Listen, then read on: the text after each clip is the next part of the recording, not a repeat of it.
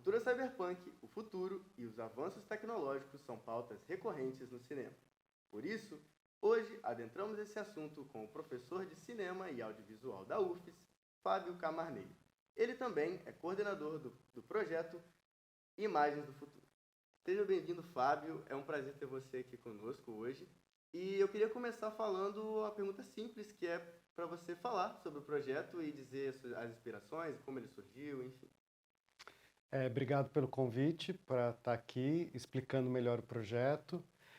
Esse projeto ele surge há um ano e alguns meses atrás, ele surge no segundo semestre letivo de 2012 e, na verdade, a ideia é a gente ter um cineclube no Cine Metrópolis a partir de um tema.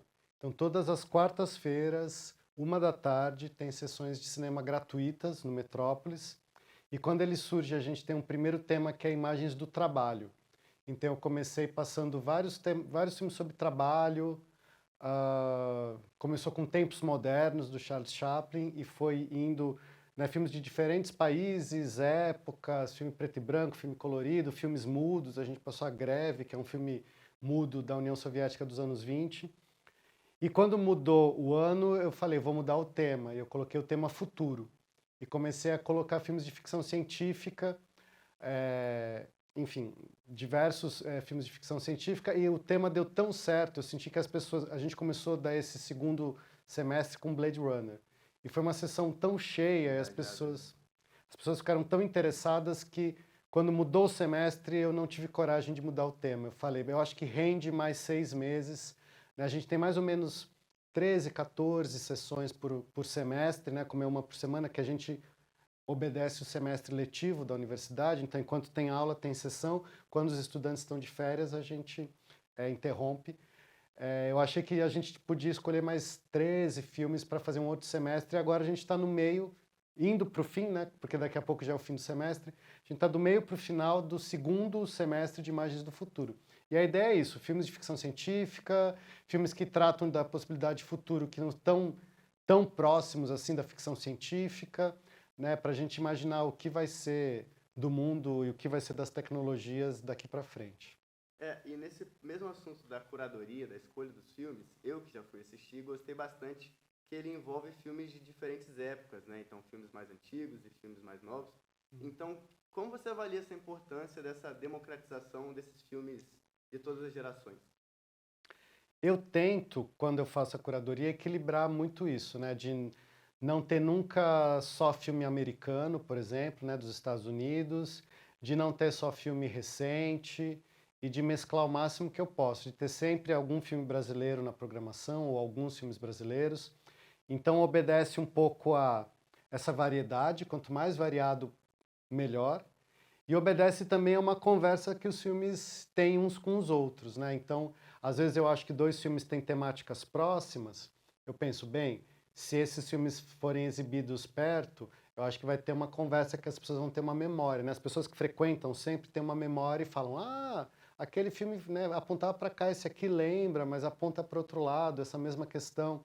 Então, meus 2 pilares são um pouco esses, né? De ampliar as escolhas e criar essas conversas.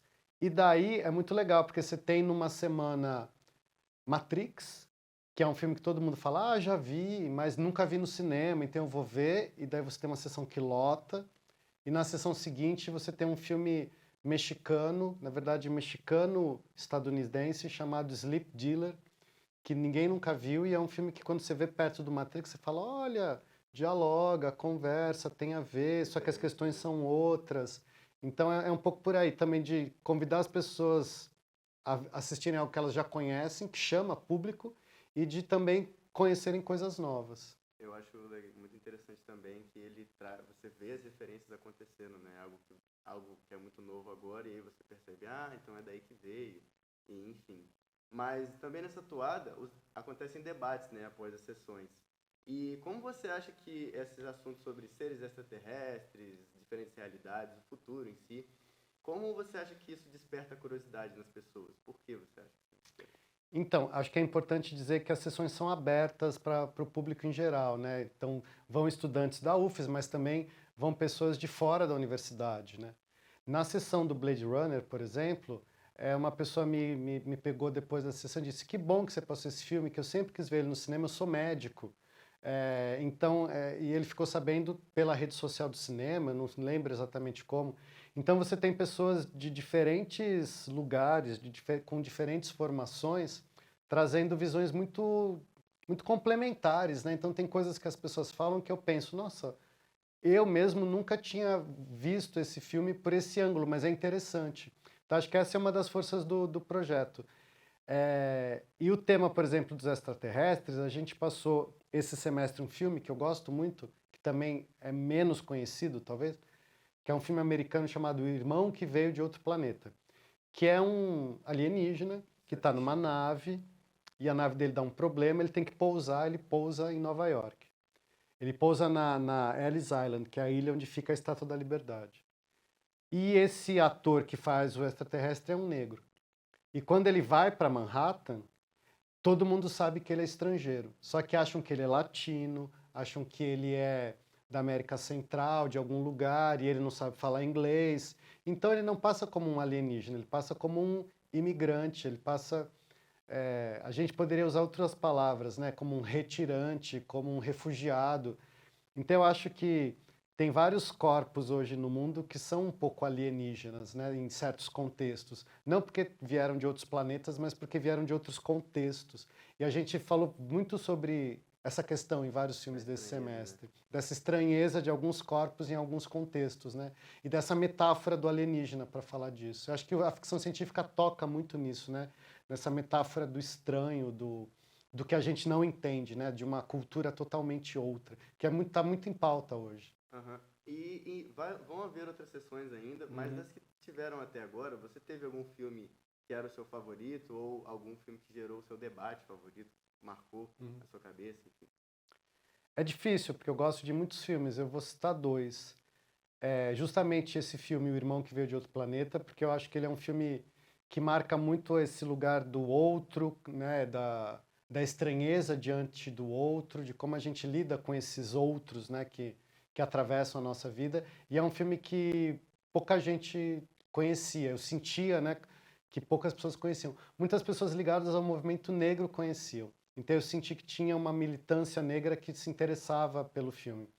E um outro filme, daí eu posso dizer que é uma espécie de favorito pessoal, que foi 2001, Uma Odisseia no Espaço, que eu acho um filme inacreditável, né, no que ele consegue esteticamente, na força que ele tem. E é um filme que, quando a gente vê numa tela grande, você percebe por que o cinema sempre foi pensado para uma tela grande, né? Ele tem uma força na tela grande que, quando a gente vê no celular, na TV, o filme perde muito. Então, rever esse filme em tela grande eu achei muito especial. E para finalizar, eu gostaria de perguntar, a gente falou muito sobre futuros muito distantes, realidades extraterrestres, enfim, mas você acha que dos filmes que você passou, existe alguma realidade que esteja talvez próxima da nossa, que a gente talvez consiga alcançar? Olha, eu acho que os filmes mais próximos da gente são realidades muito assustadoras, né? De catástrofe climática, né? Problemas de abastecimento, controle populacional muito, uma vigilância, né, sobre a população muito forte. Eu acho que a gente, infelizmente, está mais perto das distopias, dos futuros, né, menos desejáveis, do que das utopias, desses futuros com os quais eu acredito, né, que as pessoas sonham, né, onde todo mundo tem mais igualdade, onde a gente não tem tanta violência, tanto racismo, tanta fome, infelizmente. Mas é engraçado que esses filmes levam a gente a pensar sobre isso, né? A gente está caminhando mesmo para isso, né? Por quê? Como impedir? Como, né, tentar repensar esses futuros? Talvez esse mesmo do extraterrestre, que é como um negro, é mais próximo da nossa realidade, né? De como que eu me sinto tão distante de alguém ou de uma cultura que, na verdade, está tão próxima, né, de mim, que, na verdade, está na esquina da minha casa, está na praça perto de onde eu moro, né? E a gente vê essa cultura como algo totalmente estrangeiro. Isso não é meu, não me diz respeito, não fala de quem eu sou, então, para mim, é alienígena, né? Acho que é esse olhar para para esses outros que estão muito mais próximos da gente, né? A gente adora ver filme de ET, né? E compra o bonequinho do extraterrestre e põe na parede, mas não consegue se identificar com outras culturas que estão às vezes na nossa porta. Muito obrigado por estar aqui conosco hoje. Foi um grande prazer ter essa conversa com você. Caso você queira deixar um anúncio para promover também o projeto, que é muito importante, sinta-se à vontade. Quero agradecer de novo o convite. Para mim é um prazer estar aqui. E queria convidar todo mundo que está nos vendo. É um projeto aberto para toda a comunidade. Acontece todas as quartas-feiras, à 13h, no Cine Metrópolis, que é o cinema que a gente tem dentro do campus de Goiabeiras, né, da UFES, aqui da Federal do Espírito Santo. E é só chegar, entrar no cinema. Acontece todas as quartas, exceto feriados, quando a gente não tem, né, expediente da universidade, mas sintam-se convidados e acompanhem as redes do Cine Metrópolis no Instagram, né, as redes sociais, porque se eventualmente por alguma questão não tem sessão, às vezes tem uma outra programação, é raro, mas às vezes tem uma outra programação no cinema que a gente não compete com ela, então a gente se adequa também a essa outra agenda. Então sigam as redes do cinema e todos e todas que vierem serão muito bem-vindos e bem-vindas. O Reverso UFES fica por aqui. Até semana que vem.